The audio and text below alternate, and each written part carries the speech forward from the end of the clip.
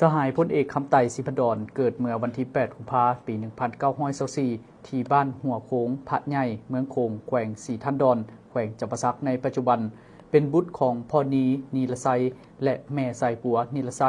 ในครอบครัวส่วนสั้นสาวนากลางมีอ้ายเอ้ยน้องรวมกัน 6 คน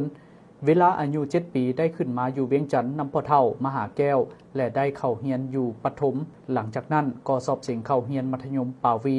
ซึ่งเป็นโรงเรียนมัธยมแห่งเดียวอยู่ประเทศลาวในสมัยนั้นท้ายปี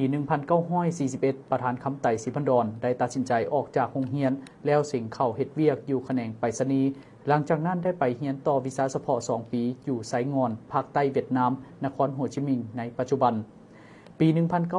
1944 ประธานคำไต่สิพันดรได้รับการแต่งตั้งเป็นนายสายและได้ไปประจำการอยู่แขวงพงศลีปี 1946 ประธานคำไต่สิพันดรได้ไปเป็นหัวหน้าไปรษณีย์อยู่ที่เมืองปากเซแขวงจำปาสักปี 1947 หาปี 1948 เป็นนายทหารประจำเสนาธิการเขตใต้อยู่ชายแดนลาวไทยปี 1948 หา 1950 เป็นผู้แทนรัฐบาลลาวอิสระประจำเขตใต้และรับผิดชอบก่อตั้งที่มั่นการปฏิบัติอยู่เขตใต้ปี 1950 หาปี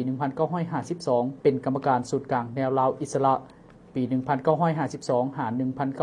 1955 เป็นประธานคณะกรรมการเขตทางรับผิดชอบการทหารเขตกลางปี 1953 ได้เข้าเป็นสมาชิกพรรคคอมมิวนิสต์อินโดจีนปี 1955 หาปี 1956 เป็นเสนาธิการกองทัพฝ่ายประเทศลาวปี 1957 หาปี 1959 เป็นกรรมการศูนย์กลางพรรคเป็นหัวหน้าห้องว่าการศูนย์กลางพรรคปี 1959 หาปี 1960 เป็นกรรมการศูนย์กลางพรรคเฮ็ดหน้าที่โฆษณาอบรมและรับผิดชอบอยู่วิทยุกระจายเสียงของศูนย์กลางพรรคฝ่ายประเทศลาวปี 1960 หา 1961 เป็นกรรมการศูนย์กลางพรรครับผิดชอบเวียกงานการทหารเป็นผู้บัญชาการสูงสุดกองทัพฝ่ายประเทศลาวปี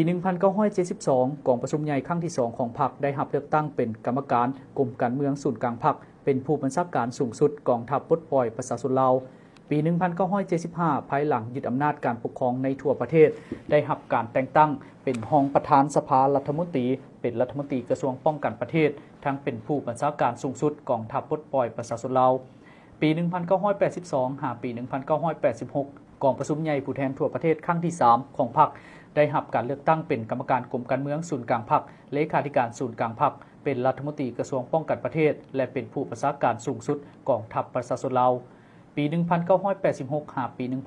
1991 กองประชุมใหญ่ผู้แทนทั่วประเทศครั้งที่ 4 ของพรรคได้รับการเลือกตั้งเป็นกรรมการกรมการเมืองศูนย์กลางพรรคเลขาธิการศูนย์กลางพรรคอีกเทื่อใหม่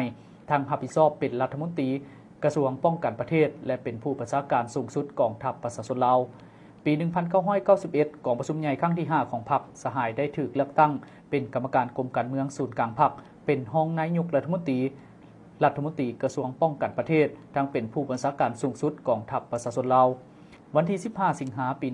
1991 กองประชุมใหญ่เทื่อที่ 6 ของสภาประชาชนสูงสุดสุดที่ 2 ได้แต่งตั้งสหายเป็นนายกรัฐมนตรีแห่งสาธารณรัฐประชาธิปไตยประชาชนลาววันที่ 24 พฤศจิกายน ปี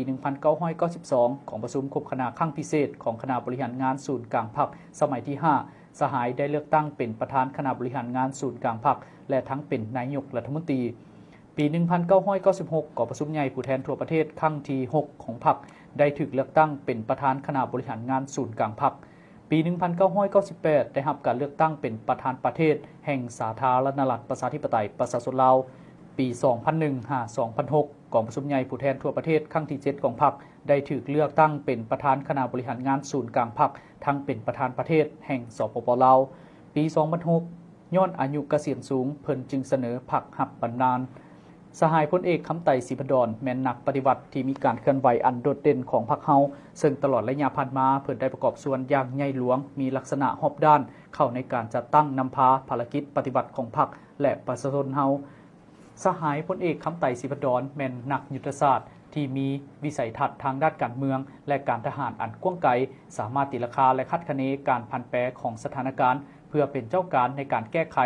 เพิ่นกลายเป็นเพื่อนร่วมรบที่ใกล้ชิดและสนิทสนมที่สุดของประธานไกรสอนพรหมวิหารและเคียงบ่าเคียงไหลกับผู้นำพรรครัฐคนอื่นๆ ในการค้นคว้ากำหนดแนวทางแผนนโยบายและยุทธศาสตร์ยุทธวิธีปฏิวัติที่ถูกต้องสอดคล้องให้แก่การปฏิวัติลาวในแต่ละระยะสหายพลเอกคำไต่ศรีพันดรแม่นหนึ่งในบรรดาผู้นำของพรรคเฮา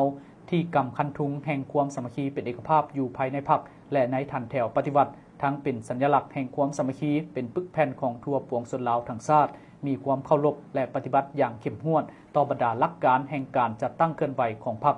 มีจิตใจเอื้อเฟื้อเผื่อแผ่ต่อหมู่สหายและต่อมหาชนเด็ดเดี่ยวต้านถูกปรากฏการณ์ที่ฝืนกับหลักการและระเบียบวินัยเพื่อปกป้องความปลอดภัยของพรรคและก่อสร้างเพื่อนสหายให้มีการประพฤติปฏิบัติที่เป็นแบบอย่างจึงเฮ็ดให้เพิ่นได้รับความเคารพนับถือและเชื่อมั่นจากการจัดตั้งและเพื่อนสหายอยู่อ้อมข้างตลอดมาด้วยคุณงามความดีของสหายพลเอกคำไต่ศรีพันดรพรรคและรัฐได้ย่องยอสรรเสริญด้วยเหรียญไซเหรียญกาประเภทต่างๆเช่น 1. เหรียญคำแห่งชาติจำนวน2เหรียญ 2. เหรียญไซพิราชฐานสั้น1จำนวน1เหรียญ 3. เหรียญไซปฏิวัติชนะเลิศสั้น1จำนวน1เหรียญ 4. เหรียญกาต่อต้านฝรั่งจำนวน1เหรียญ 5. เหรียญกาต่อต้านอเมริกาจำนวน1เหรียญ 6. เหรียญกาละนึก70ปีของพรรคจำนวน1เหรียญนอกจากนั้นยังได้รับเหรียญดาวคำเหรียญไซและเหรียญกาต่างๆจากประเทศเพื่อนมิตรจำนวนหนึ่ง